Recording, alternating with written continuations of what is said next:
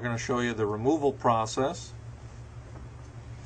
Again, all of the steps were established from the master, which were auto-created.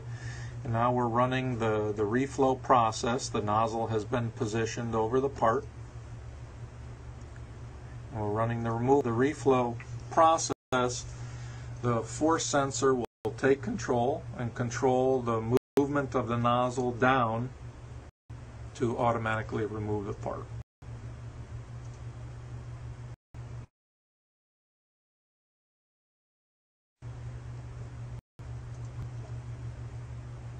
Now that it's removed, you'll see it drop it off into the component tray.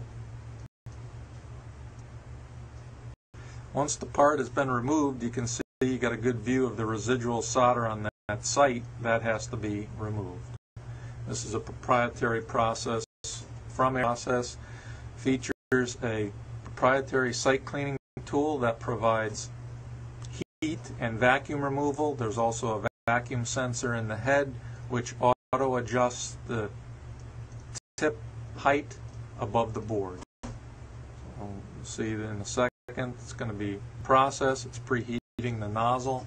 It's going to come down, and now the tip, it's hard to see, the tip height is auto adjusting, and I'm using the XY adjustment wheels to actually move the nozzle. We're providing heat and vacuum to remove the residual solder from the site. That is done, the replacement process begins. Install the replacement device in the adjustable insertion tool. See, it'll center it. That's placed after the operator is instructed to check for polarity into the pickup tray. The nozzle that part. Once it's picked up, it's going to take the part to vision. You'll see the top side vision lighting green, bottom side white, showing that part in vision.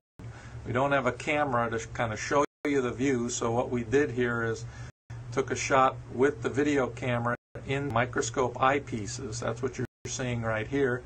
And I'm moving the XY table. There's also theta adjustment to align the pads, which are white, with the superimposition of the spheres, which are green. Once that's done, everything's locked and instructed to apply a tachyflux, and the part is brought to a near place position.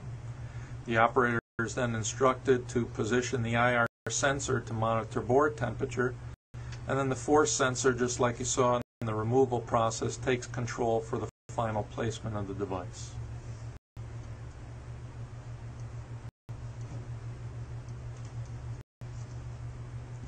Once the device is placed, the nozzle retracts and the reflow process to solder the part on occurs.